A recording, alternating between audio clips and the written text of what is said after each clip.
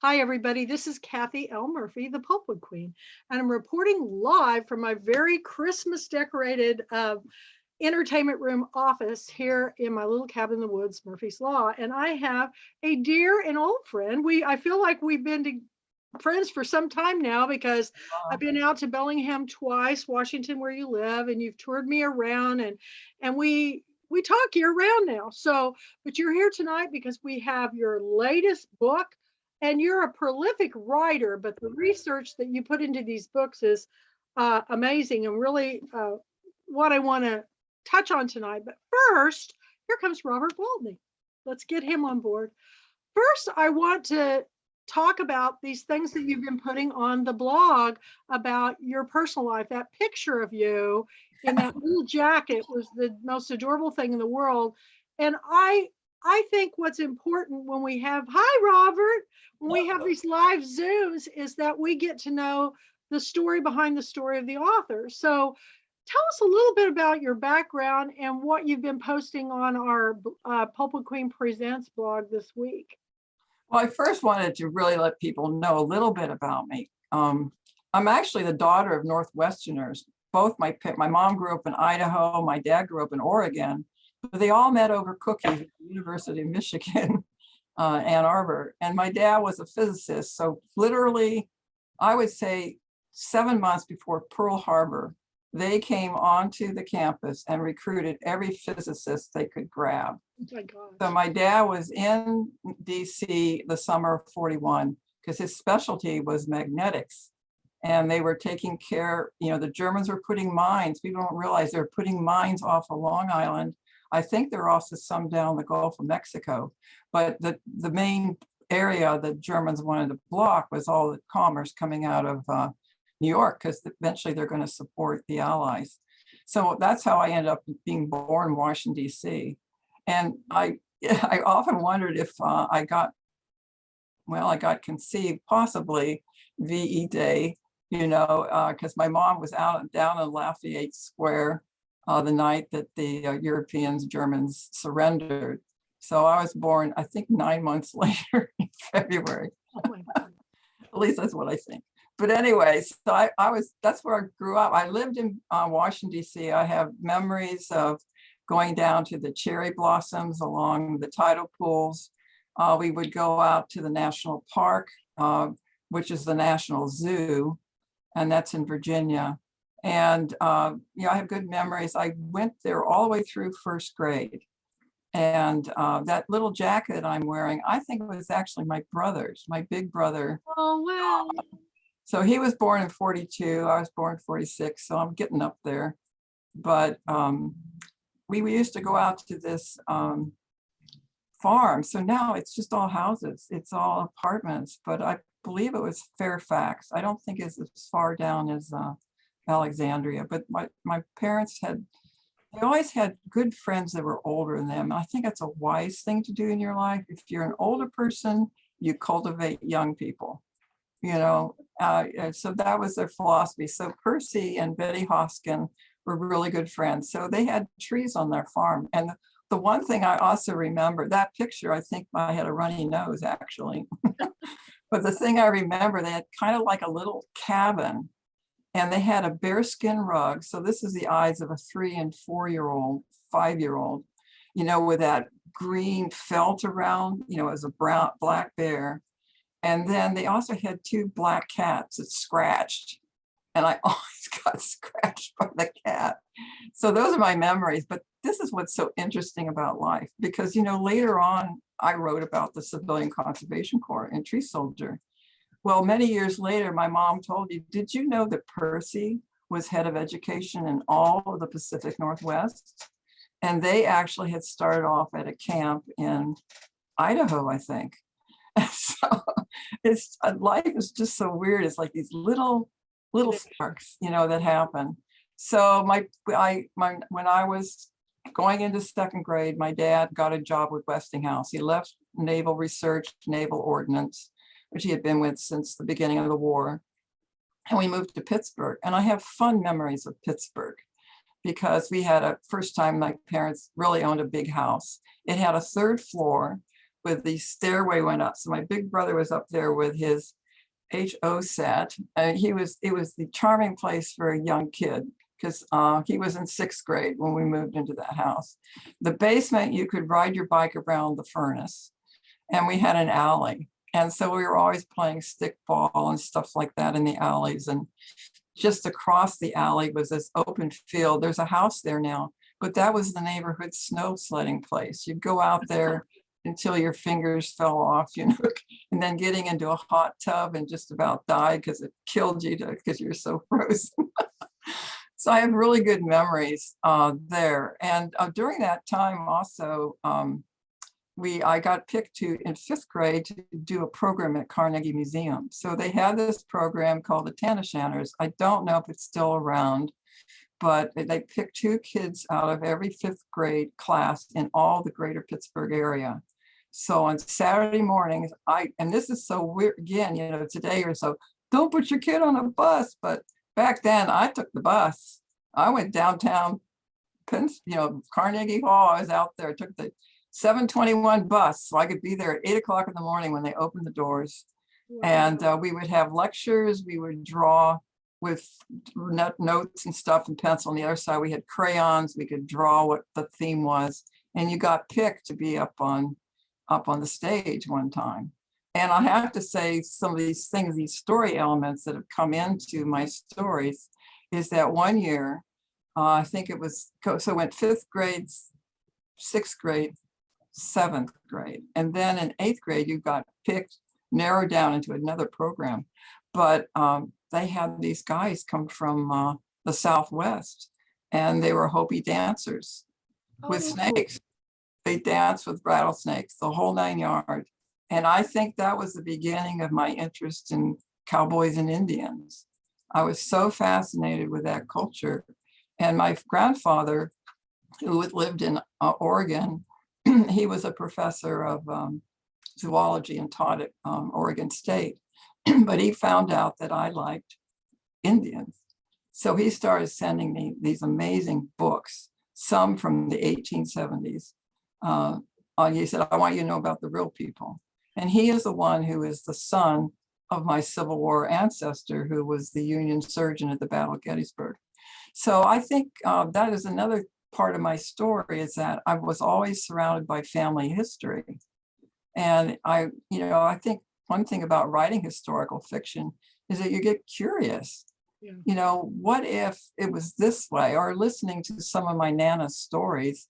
My Nana, my mom's mom, was born in 1875, I think, or 76. And she passed away at 99. Wow. Where my mom passed away at 99 too. But her stories of homesteading and really starting off in Kansas. She was actually born in Lawrence, Kansas, and met my great grandfather. Her father. Well, she met my granddad, but her parents were already out there in Kansas because they had been abolitionists. And my great grandma on my mom's side also taught the Comanche and Kiowa and Cheyenne down in Oklahoma, which was territory. So it's interesting how this curiosity of family story, even though I'm writing in such different areas, mainly the Pacific Northwest and Norway, I think it really had an influence on me on how I write. So I was there through 10th grade. 10th grade was actually a horrible year for me. I don't know what went wrong, but I did have a wonderful time singing in an octet. I was the youngest member of an octet, a girls' octet. And so music started becoming really important to me. And then we moved to Savannah Park, which is north of Annapolis. And my parents lived there for 27 years. So that's sort of the beginning, this idea about history and all that. I ended up majoring in history. And I went to school at Kalamazoo College. My dad had gone there and my older brother went there. And that is another piece of my story, because this program that they had in the 60s was 6 months abroad. And I knew when I walked in the door, I was going to go to France. And I did. And I think the first place we went to was Vichy. We did not go by plane. It's a 66. So we took a big boat over on a huge ocean line. It was like a Ocean liner, like It a was a cruise huge ship? open liner. It was called the Europa. It was a German liner. And then we had a fantastic time. There were my group of going to France just to Vichy was 21, but we probably had close to the entire junior class because we were a very small college. But I'll have to say, when I was in Vichy, I was there just 20 years after the war. And there were places that were still bombed out. And I think it had an impression on me. But the most impression that I had was this plaque in the center of Vichy, dedicated to the 25 students that were shot by the Gestapo. And I think that has always been in the back of my head all this time, that what if, why did this happen? And not really knowing a whole lot about France during the war. And I definitely didn't know anything about Norway. So that has just turned into this incredible adventure. It's just astounding. It is. It really is astounding. All the places you've been and where you've, lived. I mean, what an opportunity too. Yeah, and I lived in Hawaii. I went out on a one-way ticket. My younger brother was there. I was waiting to hear from the Peace Corps because my older brother had been in the Peace Corps in Malawi for 3 years from. What a job. I know, he taught science, and that inspired me. But I ended up staying at UH and getting a degree in weaving. So I have a history degree, I have a weaving degree. And, years later, I got a master's in education. So. Isn't that where you met your husband too? That's where I met my husband. He was on his way to Australia. He was a Vietnam vet, and he didn't get very far. And he was a geologist, is that right? That's what he ended up going into, yeah. So. That's fascinating to me. Well, all these, hi TK, we're glad you joined us tonight. Hi, Marmalade. You look great. This is fun. So we're hearing all about the travels and adventures of Janet Oakley. And for those just maybe, watching later, this is her book. And we have had you talk about it on other occasions, but for those that do not know the story about, this is the aftermath of World War II. And first of all, tell a little bit about the story and what made you write this book. Well, first of all, what is Quisling? So Quisling means traitor, and you're starting to hear a lot of that word again. But Quisling came out of a real person named Victor Quisling, and he was the head of the National Samling, which was their socialist Nazi party. The interesting thing is so intriguing about people is that he started out as a very good person. He helped with war relief after World War I. And he was very well respected, but there was a turn in the 1930s. So he actually visited with Hitler just almost days before it was invaded. So Norway was invaded on April 9th, 1940. And you have to know that France and Britain are already at war with Germany. And they also invaded Denmark. And they, by June, France has fallen. So the original book that I wrote was this is the Quisley Factor. And I know at the end of my time on the Facebook page, I'm going to do some giveaways. And one of the things I'm going to give away is Chris Humphrey's incredible narration. Oh, he's so great. Oh my God, he just brought it to life. And it was so funny because he was chatting with his cousin in Oslo to make sure he got the word. I have a lot of Norwegian words, but that has been the joy that Norwegians have been contacting me, both in Norway and here in the States, saying, you told our story. Because they're all talking about Paris and, now it's, Eastern European. Those stories need to be told, but they say, you're talking about Norway. No one's talking about it. So how did I start this one? Well, while I was researching Quisley, you have to understand, I started researching that and didn't publish it till almost 6 years ago. It was always my baby. I protected that manuscript. I worked on it, and, but I always protected that and tested other things. But when I was writing it, I kept reading these memoirs of these incredible people mostly men. Now they're really acknowledging the women who were in the resistance in Norway, including Chris Humphrey's mother. His mother was the Miss Oslo, I think in 19, What? a beautiful woman. I love She had, that. she had come to the States. So we've had a lot of fun going back and forth. So, but anyway, so most of the memoirs were about the men. And it was fascinating about what happened to them afterwards, because some of them start off at age 19, 20. The guy that did the heavy water raid, which is one of the most feted military action in all of World War II, to take down the heavy water plant in Norway. He was like 21 or 22 to take on this daring thing to go on skis and go and blow the place up and then take off, you know. Well, he went into public radio. I thought, public radio in 1947, you know, and actually public TV, to be more specific, which is like a whole new thing. So he was with public radio for many, many years and a teacher. Another person, Max Mondes, who's very famous, he struggled with alcoholism. He's blowing up stuff, living a terrible secret life. And then there was one other person, I always forget his name. His last name was Tom. And actually that was his code name. They said it's probably the worst code name you could have because he has his last name in it. But he pretended to be a Quisling the whole time. And he really wasn't. And at the end of the war, because people hated him, his poor mother didn't know what was going on. He couldn't tell anybody, but he had a radio and was radioing on the Allies and the British. But he always carried a letter on him from the king, King Håkon, saying that he is a patriot, he is a Jusing. And the thing is that he died very young. And I wondered about that. He was never captured, very close encounters of being captured, but he never had any physical thing happen to him. But I thought that must be the psychological distress. So poor Hogland, my main character in Jusing, got really badly treated because I just sort of threw the kitchen sink about World War II in Norway. And one of them is Henry Oliver Rinnet. He is a real person. He was barely 5 feet tall and he was a monster. And so I put my poor character in there.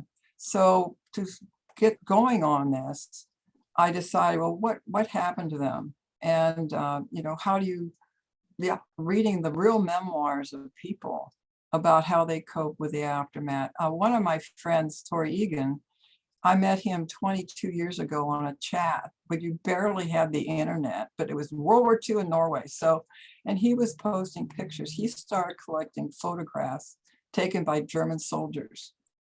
And I got to meet him when I was in Trondheim 5 years, it's 4 years now, I can't believe it. And he said, yeah, you know, when he was a kid, they used to go way up north in Norway to camp. And he said one night, I think I was 10. He said, my grandfather fell out of bed screaming and he couldn't understand what is going on with my grandfather. Well, he had been in the resistance and he also loud noises, just like our vets today. So really, I thought that's an interesting thing to explore about agents with PTSD, because you don't talk about, you talk about heroes, but you don't talk about the cost of war. So that was one piece that I wanted to have in there. And the other piece, because now more recently, people are examining World War II and what all these different things that happened. And one of them is like, who were the good guys and who were the bad guys? Or they almost bad guys? And the thing is that 90,000 Norwegians were arrested after the war, like the day of, they were looking for these people who had worked with the Germans.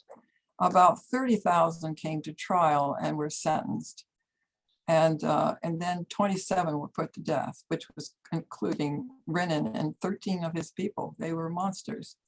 So I wanted to show that story. It's about the trial. And the trial, so I should tell the story. So what it is my character, it's a year later, and he's agreed in the original novel that he would testify. He's gone through this horrible experience being in the cloister, which is a real place, which I got to see. We just drove by the alley, but he survived that. and using he falls in love with a woman who's accused of betraying her Norwegian husband, but she's really an American. And Americans were arrested right off the spot in the first 4 months of the invasion. Some were able to get out, others were put into prison for a while and then were diplomatically get rid of them. So he falls in love with her. So in this story, they are now married, and it opens in Maryland, but he has to testify. But these notes are starting to show up they have details about what happened to him in the cloister to threaten him from testifying. So that's part of the story.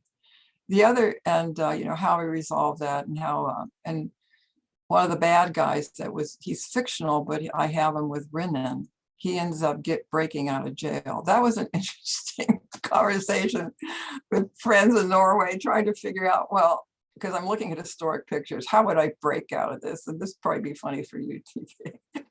But how would you break out of this place? But I haven't break out. I've kind of figured it out. And he ends up kidnapping Anna, his wife. And so the final element, and I wanted to look at those who actually got off lightly, and a lot of people in industry got off lightly. So I created a character named Pilskog, and he's a geologist who worked with these mines. These mines are near Trondheim, and the Germans coveted them for the ore that they have. So it's a mix of everything. And I think the final thing is a lot going on here. So when you look at a sequel, sequels are hard to write. They're really hard to write, especially the second one. I think the third one, I'm doing a prequel, but I have it mapped out for the next one after Quisling. But it's really hard to write it. How do I put all these elements together? But I was using Google Maps, but I had my spy maps from the British intelligence that I used initially, and that kind of guided me. And I just lost my train of thought while I was doing. But well, while you've lost that, here's the thing I'm wondering. So you're Googling all this stuff. You ever wonder if somebody's like checking what you're Googling? Because you got Nazis, Norway. I always wonder what people think about writers who are researching these things that are, kind of complicated, and it's interesting. I'm very lucky now. So I'm writing a prequel set in Bergen, which I don't know much about, but I have a 97-year-old friend who is right by the U-boat. So, and she's just delighted. She's clear as a shark. She's just amazing. Wow. But anyway, I've been lucky that over the years I've had friendships with historians, so I can have a private email conversation. But I went to Trondheim. I'm really blessed that people will see that you need to do this. I will help you get there. A wonderful woman who was 13 years old when they invaded, had a gun put to her head. She helped me go. You take this amount of money. I'm going like, my God, you're a senior, you're 90 years old. You're going to go. She's my Tante Ellen. And I was able to go. So I flew on Icelandic Air to Bergen and then up to Trondheim. And I was there for 12 days. I spent 4 hours at the Justice Museum. I got to handle the original trial records of Renan. It took like 6 hours to read the indictments against him. They had international press there. And then I walked the streets of Trondheim. And one person I met, she had worked and taught at Boston College. She's a friend of my hostess in Trondheim. And she had read Ussing, and she said, "You got my city right." And you're going like, okay, because you could really get it wrong. She said, I went like British spy map. That really helped. Everything laid out. But anyway. Well, that's fascinating. And, the more I read books like yours, the more it makes me want to know, what else don't I know? Today, they posted on Twitter the top, I can't remember, 40, 50 people, most popular people in the world. And Barack Obama was at the very top. And everybody knows I like Shah Rukh Khan. He was 14. But there were people on there I'd never even heard of. Like, who's Lisa? Who is just Lisa? She must be some international singing sensation. But I think the more I know, the less I know. And I so think when I that's true. read books like yours, I think, and in fact, when I did my DNA, I wanted to find out with Ancestry, I found out I was part Norwegian. Who knew? I had no idea. I always thought I was Scot-Irish, and ends up I'm more Welsh and English than, and even got Russian and Prussian, all this stuff. I, you just never know. So I think history is really important. And I love the way you tell a story. Of course, I fell in love with your Timber Rose story, the first thing, because it had such a strong woman's perspective on, Victorian women used to climb mountains in their skirts and boots. I'm going, what? No way. But they did, They did. Yeah, the first club out here was on Mount Hood. They just formed it on Mount Hood. When they got to the top, and Mount Baker right now, it's right outside my window. I'm only about 40 miles away from it, but it's getting a ton of snow right now. Of course, we worry it warmed up and we had some of the worst flooding we've had in our area. Really? Because it's hot here today. I went outside and I go, what? It was freezing here a day or two ago, and now it's like, and they're saying that's what probably led to the tornadoes. Yeah, I think, well, that's what, that I feel grateful though, that people have received Quisling so well. It is going to be an audiobook. I did a Kickstarter. So Chris is going to do that in March. He's going to London next month. Fantastic. So I'm excited about that. He's got a great voice. And He's a voice in telling a story well is, it's amazing. I was listening to Lovelace Cook on Bollywood and Books. And have you listened to her voice? I honestly could just listen to her all day because it's so melodious. So good for you getting Chris. He's well, because I found out he started asking me questions because he just sent off his publisher and editor today. He has worked up it's a historical novel, but his father was an RAF pilot. So his mom was able to escape Norway. She was there in the beginning, and a lot of the early resistance groups were what I call organic. Let's get together and do something kind of thing. And she finally, their radio operator was shot, and she fled to Sweden, was able to get out. But both sides of his family were acting families. So her family in Norway was very well known as actors. And then his family, well, he knew Noel Coward and people like that, but that's because of his dad and their acting family. So he just sent it off. So he's made up a, thing, but he was actually, he emailed me a couple of weeks ago. He said, can you tell me about the Tottenschlager? And I said, oh yeah, I'm your torture expert. Sure. Okay, here's a picture and this is how it worked. I got to see all the stuff. I mean, it's horrible, the stuff I saw in Trondheim. Trondheim, I tell people, go to Trondheim. It is the most beautiful, beautiful place. They have a cathedral there, Nidaros, which is, I think they started building it in 1100. St. Olaf was buried there. Oh my gosh. I know. So, and his bones haven't been there for a long time, but they built this incredible cathedral, and they have Vikings that are gargoyles. It's just magnificent, but it has a lot of World War II history. One of the great stories was how they try to Nazify the church. So they sent in their guy from the National Samling to be the bishop of the rector or the dean of the cathedral, and no one showed up. And, it's like 3 people showed up to see him inducted. And then about an hour and a half later, something like 2,000, 4,000 people, not that high, but 2,000 showed up in the square, and they sang Rock of Ages. And then they left. Whoa. That was their protest. Until your book came out, I really hadn't heard a whole lot about Norway or Finland or Denmark or any of these countries. Now it seems like that's all I'm hearing about. Maybe it's the Frozen thing with Disney, or maybe it's I watched Joanna Lumley, go on this Northern Lights adventure, across this Trans-Siberian, I just, all this stuff. I've never thought about going there, but it's kind of fascinating because I don't know anything about it. beautiful country. So the city itself is wonderful. They have their technical institute was there. Yeah, I know. My dog is outside. He wants to come I've in. got two circling me. Just The tails are going like this. it's so But sad. the city has this wonderful technical institute, many things. Actually, they have a great arts program, live jazz and stuff like that. And then they have the Old Town is pretty darn old. And then they moved a lot of stuff around. So I want to go back really badly. I have an open invitation, but my hostess was like my sudden hostess because she's a cousin of a very good friend of mine here in town. And Karen's parents came from just north of Trondheim. And so I was going to just go meet her. You know, I arrived at I had to log everything up the hill to the youth hostel because she got the day wrong. She's supposed to meet me at the bus station.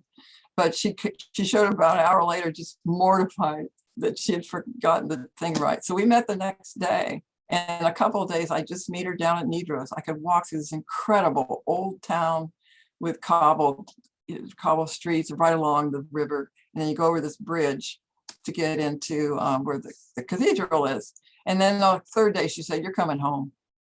They took me everywhere. They took me to their settler down by Tinset. So I got to spend the night in a settler. And then she showed that her mother had a place there 100 years ago. It's still standing. So she showed the culture of, going up there in the summer. Then we went out to Røros, which is, one of the Nesco places. It's a complete mining town. And then we went along up near the Swedish border because she knew I wanted to see how you came back into Trondheim because that was the escape route for people in the resistance trying to get people out to Sweden. And they were incredible. I had things like that. And then I took the train down to Oslo. So I recommend going to Trondheim, spend a few days there, go in the summer. I was there in September and the weather was good. But take the train down. It's like a 6.5-hour drive through this amazing country. It's wild. Were you singing "The Hills Are Alive" with the sound of music? Alive. Yeah, I mean, it's incredible. And then I spent 2 days in Oslo. I went to the Viking Museum. I went to one of the scenes in Quisling is the Folklife Museum. And I went to the Viking Museum first, then I went to the Folklife, which is like next door. And they've moved in all these buildings from all over Norway, but they have a Stav church. And that's a wooden church. I don't know if you've ever seen them. They kind of go up almost like a cone and often have serpents or dragons, water spouts. And this one was from, I think, 1100. So I wanted to see that. And I had that in Quisling. But again, I got on Google Earth and yeah, you could go there's a gate back there. We could go in. So cool. So, I mean, the research is so much fun. And, now you can do stuff that you can trust because really you should always work with something associated with a museum or with anything with EDU, it's a safe site. And I'm having wonderful conversations with these historians now. One of the stories too, in both Quisling and in Using, I wanted to talk about Conrad Bonnie Svensson. And he was the minister of the deaf in Norway, and he was in the resistance. He was high up in the resistance. And I wanted to tell his story because he just so impressed me. And that's why I have, in Using, my character posing as a deaf mute. And that has got me into deaf culture in Norway. I got to go to the Deaf Museum when I was in Trondheim. But now, because I'm exploring another part of this, because my character got so badly hurt that he's partially deaf in his ear. So I'm exploring that again. And years ago, we have a wonderful clinic, hearing impaired clinic here at our university. I'm just down the hill from Western. And he brought out a 1948 hearing aid. And it's like, it'd be hard to, you may have seen it in our older folks, and you stuck it in your pocket. Was it like a horn? Not a horn. It actually could go in your ear, but it had a battery that you stick in your pocket. So I made a sketch of it, and Hogland doesn't want it because it's too obvious, but he has a hearing problem. And I haven't decided. I've been talking to hearing experts. I don't know if he's ever going to recover. But, this is the other thing about both the books. When I started writing Using, here I'm reading these memoirs. these incredible stories of danger and suffering that these men and women went through. And that's when all the Rambo movies are out and the guys being beaten up, thrown over a cliff.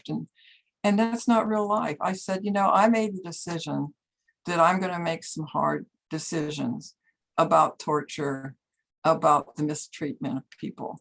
And I have to say that one of the first people that I wanted to find when I went to Trondheim was Johnny Pevik.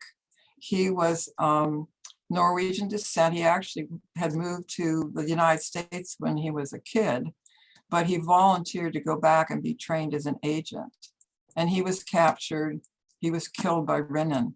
And I made a promise when I first started writing all this 28 years ago that I would go find his grave. So when I was there, they told me that it had been moved, but I did find a hall that had his name on a plaque. So I felt like I did that to thank him for what he did. And now I'm following a real person named Bernd Skije, I think is how you pronounce it, but he taught the deaf in Bergen. So boom, I'm right back in there. And I've been in touch with the Deaf Association in Bergen, and he got so excited. He said, "You're writing about deaf culture in Norway." I said, "Yes, I am." And I can sign a tiny bit, not very much. I could say very nice, and hi and stuff like that. Yes. But their sign language is very close to ours. So it's been a journey. I mean, it's still unfolding. Well, good. And it sounds like you've got lots of material for us in the future and everything. I'm going to open this up if you and TK and Teresa and Robert, if you have some question about her writing process or her travels or the research, if there's something you want to jump in and ask, she's very meticulous. I'm going to tell you, I bet you have just stacks of diaries and notebooks, don't you? I do. And one of the persons who contacted me who read Quisling, this is an interesting story I have to tell. So he's Norwegian American now, but he came over after the war. He probably didn't come over till the late 50s. But George contacted me from Nevada. He said he enjoyed the book, and he's going through my website and saying, enjoy the book. No one knows about Quisling. No one knows. And they talked about one of the heroes who had come to Salt Lake City, and he was so excited to meet him. And so I answered back and I said, thank you very much. And I said, one of my heroes is Conrad Bonnie Svensson. And he emailed me back. He said, I've never had an author do anything more than say thank you. And he said, then he went on, he said, my mother was deaf. Oh. In Norway, there was scarlet fever in the 20s and the 30s, and a lot of people went deaf. I think his dad had a hearing problem too. They got married at the deaf church in Oslo, and he was baptized at the church in Oslo. I said, do you realize that you were probably baptized by Conrad Bonnie Svensson? Because that was his church. In a sense, that was his cover. He's doing all this secret stuff, meeting high officials in the secret arm, resistance government in Norway. But he probably baptized you, and he definitely married your mother and father. The world it's just amazing how this just it just flows, It really does. Did you have a question? Well, so I do want to say I never want to play Trivial Pursuit with you. Ever. Well, I don't know who Lisa is, so don't get me on that one. Well, find out for me, because who's Lisa? That just blew me good. So your passion for research is certainly obvious, and it just seems, we were talking, do you utilize technology to organize your writing? How do you approach it, just for being able to keep yourself organized with your research? When I first started using, I was taught how to do research from Dr. Spencer at Kalamazoo College. I ended up writing a thesis on Comanche Indians, prisoners of war, at the National Archives. So I had a chance to really do the correct kind of research. So actually using is almost like, I have an amazing bibliography and stuff, but I got to the point I'm slamming it on the scanner at the library. Now I have my own scanner. So what I do now, I haven't tried anything like Scrivener. It's too much. I want to go fast. So what I'm getting to the point now is that if I see an article, I'll copy it and I will put it in a Word document. And actually having the physical file, I can write on it. The other thing that I use perpetual calendars. So back, so you can go to any, there's a lot, they're all free online. So say you went, when I started writing Youth Sing, it started in 44. I'm now writing at 42. And so I found the perpetual thing might be the same calendar as 1955. You just put in the date and it will create the month for you, because it's really important to know Cool. when historic things are happening. So Youth Sing, I don't know if I have it here, but Youth Sing, I use the really old program.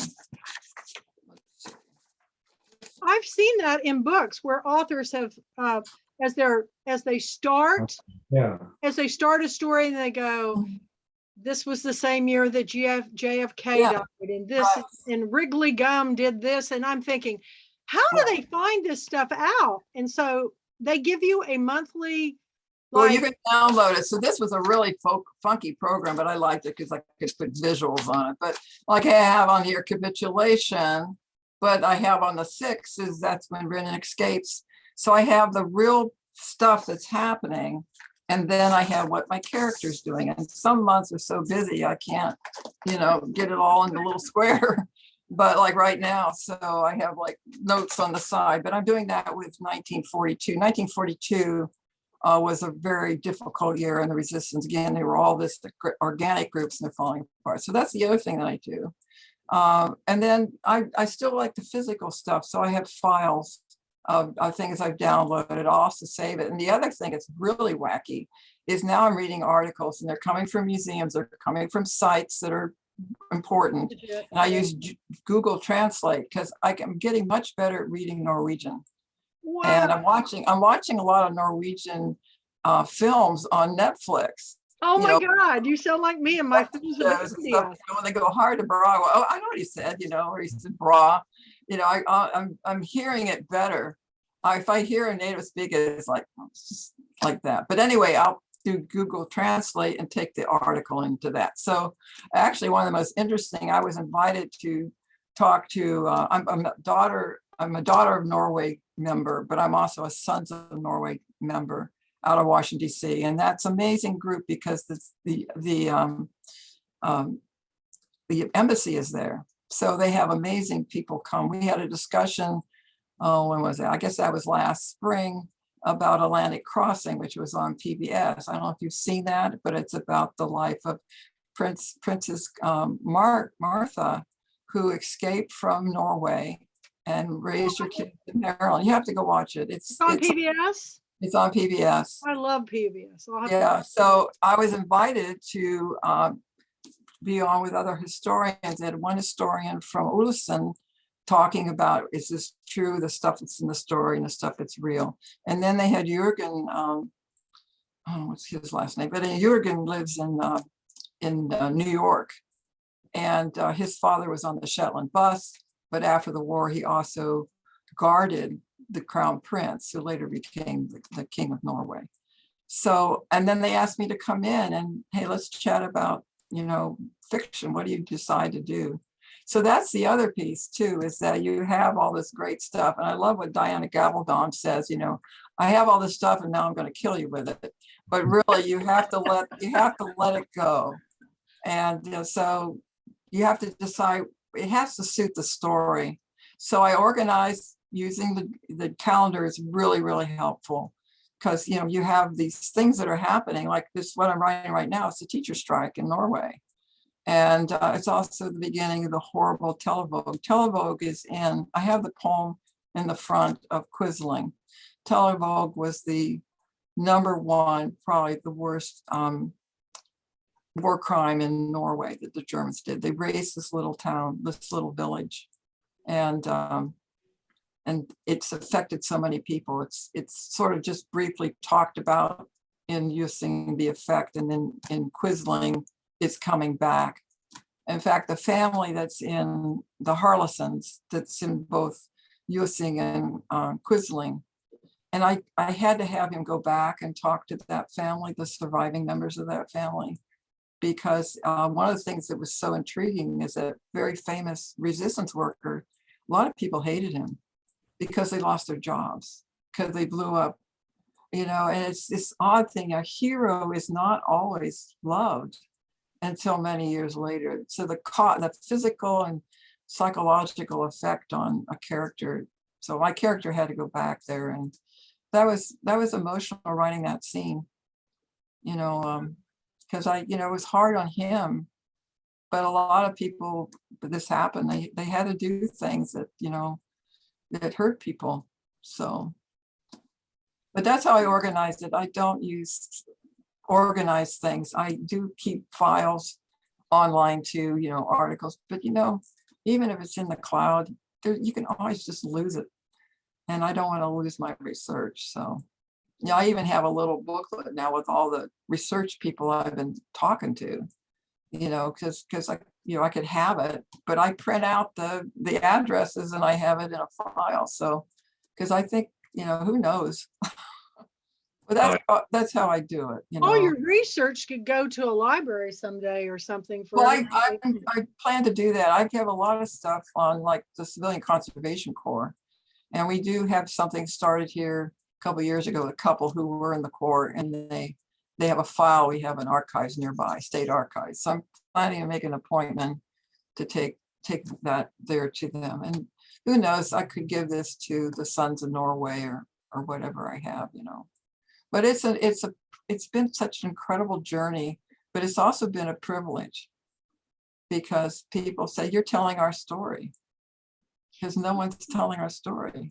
Years ago, I had a foreign guy who was a reporter with the Los Angeles Times, who was a foreign correspondent, and he would cover these wars in Africa between these warring villages and countries. And he goes, oftentimes they come upon it and they just slay each other. And he goes, if I hadn't have covered it, it's like it didn't happen. So by your telling these stories and recording this history, you're actually giving, that's what I like, is the story behind the story. So thanks for championing that cause. And go ahead, Robert, what were you going to say?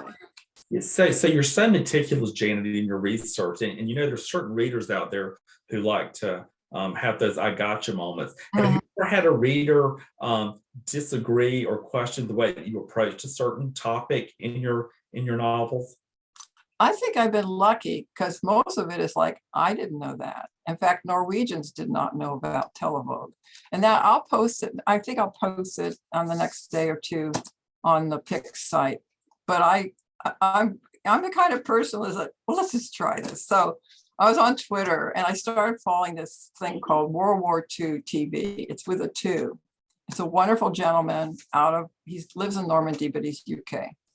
And so he just tweeted one thing, I'm looking for stories about atrocities and blah, blah. And then he mentioned Lydis.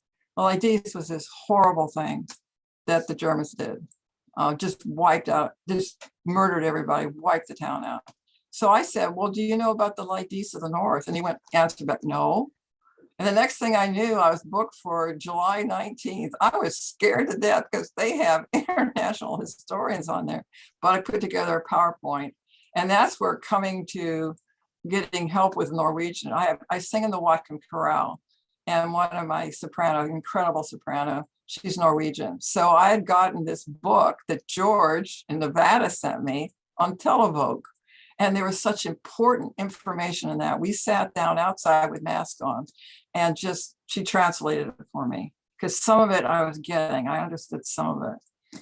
But yeah, I'm meticulous, but I try not to make it, it has to serve the story. That's the important thing about historical fiction. It has to serve the story.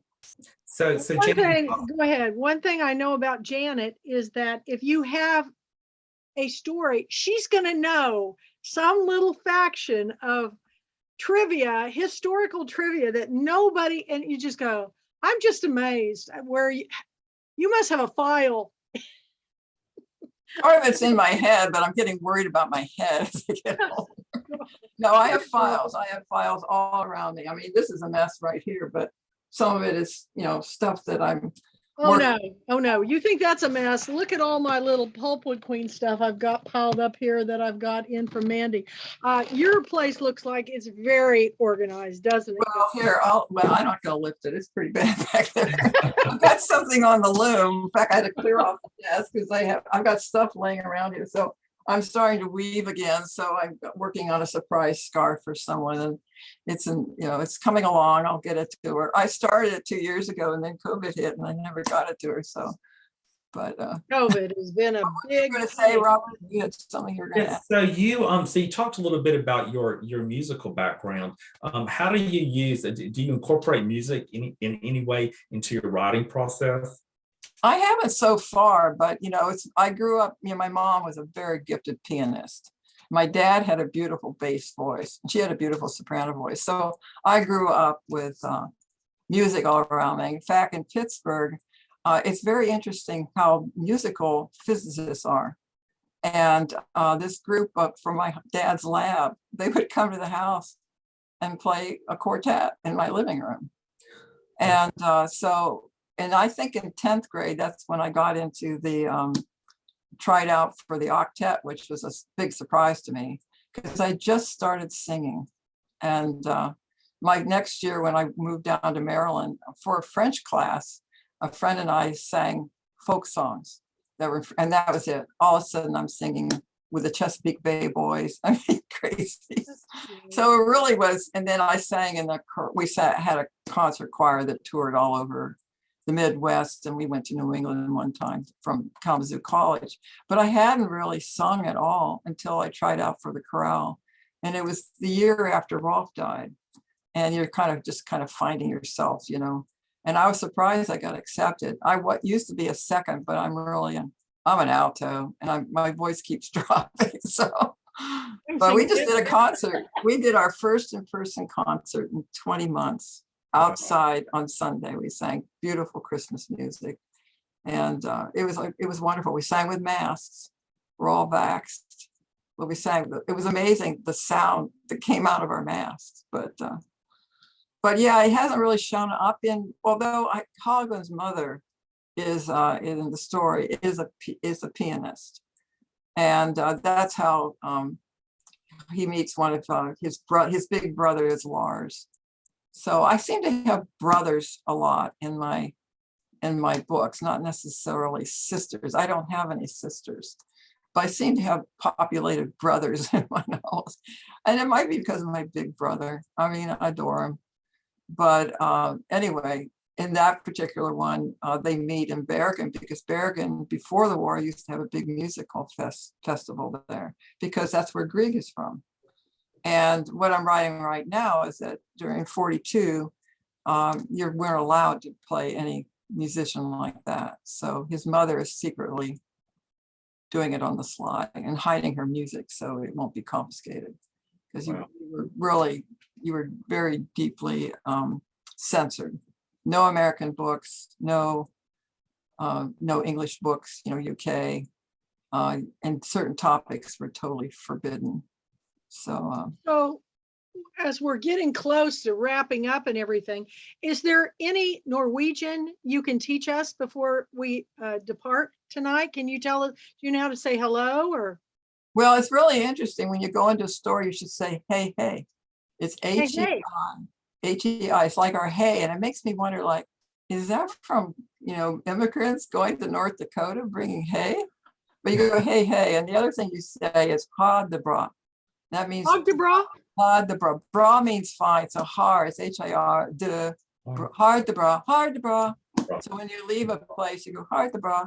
So I'm picking up stuff, and it's Tusentuck. Tusentuck. That's how you say Tusentuck. I'll let you say that one. Well, it's how you say thank you. Oh, really? Woo! Tusentuck. And if you want to really get going, you go Magnet Tuck. So I'm getting better at it. I'm doing, it was really cute because I was doing Duolingo Norwegian. And then I found out that Chris Humphreys was doing Duolingo too. He said, I'm in week 23. I said, wait a minute, I stopped doing it about 4 months ago. I better catch up. So it's always interesting because some of the, one of my favorite Indian songs has the has a phrase in it that says Applejack, and it's not Applejack, it's something in Hindi. And I remember when I was in college, I was trying to learn Arabic, and I remember fukra, and I just remember it sounded bad, and it was hairbrush, you know. So you just never you never know what. Yeah, but it's fascinating to me. But there are Norwegian films on Netflix. Oh, yes. In fact, I'll put up a list. I would love to. Because I love foreign films. There's some incredible movies that are out now. The great one is A King's Choice, which is the decision the king made about when they were invaded. It's very, very well done. Gets into the idea of the decisions Norwegians had to make. But Atlantic Crossing is on PBS. It's very good. And actually, Kyle, I forget his last name, but he was in Twin Peaks. He played. Yeah, Tom McLaughlin. Well, he lives near Walla Walla. In fact, my daughter-in-law runs the Walla Walla Roostery. She's actually their pastry and manager person, and he does his coffee through them. Well, for years I had coffee in Baha'i because of Twin Peaks. That was a weekly thing. So that's very cool. I would love to see those list of films. I'll put that in when I do the next. I'll send you more stuff tonight to post tomorrow. And on Friday, I will put out, I'll put out for the, the audiobooks. And actually, I'd love to give all three of you a code so you could hear Chris read. I would love that. I would love that. I think, I don't know if you know my email, but Kathy can give it to you. If you don't have it, I'll get it to you. Thank you, Kathy. And then I'll send the code to you because I'm just over the moon. I mean, the first night he started sending stuff to me, I started to cry. Oh, because he has it all figured out, the different voices. He's great, man. He's wonderful. And he's funnier than all get out. Yeah, So he really is. Coming to Chanticleer for sure in April. So, but yeah, I'd love to send the link so you can listen to it because it's brilliant. Okay, if you send them to me, I'll pass them on to TK and Robert. Okay. Yeah. That'd be great. We put it in the Oddies. So I told Chris, he did such an incredible job, and I'm a publisher, so I put him in for best male narrator, and then I put it in for fiction. It's such a long shot.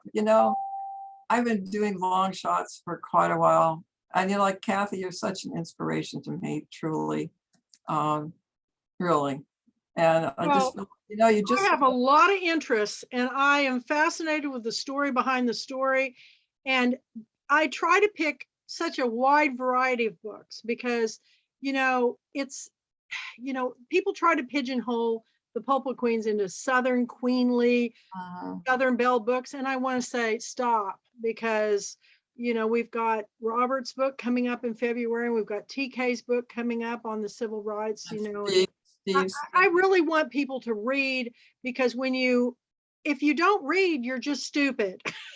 I'm sorry. The only way we're going to educate this world is by reading. So please, everybody, read everything you can. I don't care if it's a cereal box. At least you're going to know the ingredients. Read a cereal box. Sticking it up on the table and reading the backs of cereal. I would read anything I could get my hands on, and for me, it was usually Grape Nuts, the Grape Nuts box, because that's what my dad, or the Wichita Eagle newspaper, cover to cover. I even read the hemorrhoid ads. I mean, I read everything, and I really believe that reading is the key to world peace. I know that sounds like, what am I, Miss America? No, I'm the Pulpwood Queen, but I really do feel like that when people read and when they see, no matter what the storytelling is, whether it's in your travel stories, whether it's in theater, music, arts, painting, whatever, filmmaking, you are learning something new. Learn something new every day. That's my motto. And I've learned a lot from you, Janet, and I really appreciate the behind the story and you growing up and because everybody just wants to know who authors are. We tend to put you all kind of up on a pedestal, and though you should be, but really when you get to, I've met some pretty famous people, and when you really get to know them, I mean, I was just thinking about, Secretary of State Colin Powell. I got to meet him and have some conversations with him, and he was lovely. And I just thought, how many people get to meet, somebody like that and find out? And we joked and had fun. I kept running into him at Book Expo. I mean, it was ridiculous. I get on elevator and there it'd be, and he'd go, there's Kathy, and we'd talk all the way up or all the way down. But I feel like the Forrest Gump. You know how Forrest Gump was always at the right place at the Right. time. I feel like that's the way my life has been. But it's the biggest surprises for me are these authors whose books come into my hands, and then I find out their story, because I picked the book because of their words in the book. But then when I find out about their personal life, that's when I become kind of impressed, because it's just amazing all the things that you've got to do. And I'll tell you what, you keep those friends in Norway, because I bet you when they have you back, they'll put you up again. So I have an open invitation to go back. So I would love to go to the Shetland Islands. But I don't think 22 is going to work out for that. But I know nobody wants to hear this, but it's going to be 23, y'all, before we see, and it's going to be a long run. So we're going to have to keep doing this and keep connected by sharing our stories with Zoom. So get all your friends on board. Don't we have a good time? I mean, I always have a good time. oh, it's a blast. And I'm designing my mask. Oh, well, I was working on that today too. And I've got to show you part of my costume for the hairball, because it came in a little box. This week, I changed my outfit, what I'm going to wear, because now I can wear my little cicada pin that Robert sent me, and it's going to go in my hair with my costume. And I am just like, this is the coolest thing ever. It's just perfect. Glad you like it. I don't like it. I love it. It is so treasured. All the little things, from the little books that Janet sent me to TK bought one of my paintings. It's in her house. I'm like, wow, all these connections. So has Robert. Robert has one of my paintings too. But you guys, we're going to have a lot of fun in this next decade. We've got to focus on this and the positive, and getting your books in the hands of everyone. So for all of you watching this on the YouTube channel, join the International Pulpwood Queens and Timber Guys Book Club Reading Nation, where we make reading fun. And you'll never get to have more in-depth conversations like we did tonight with Janet. So thank you, Janet. Thank you so much for having me. Robert. I'm going to get this recorded and we'll get it up tonight. It'll be there by tomorrow morning, and I look forward to your blog. I can't wait to see what you're going to put in those movies. I'm going to tell you right now, I'm on the 30-something episode of Queen of Flow. It's set in Colombia. And I mean, I am on the edge of my seat. So as soon as I get down here, I'm going back to see what's going to happen to this musical star in Colombia, Medellin, Colombia. And and it's all in subtitles. And I actually am picking up the language of that dialect in too. So watch, read, join the conversations, and we'll see you down the road. And Book and Film Club is coming back. Ruthie's going to do that. I can't wait till Girlfriend Weekend. Tell everybody to come. Bye, everybody. Bye-bye. Thank you, everybody. It was lovely. Bye.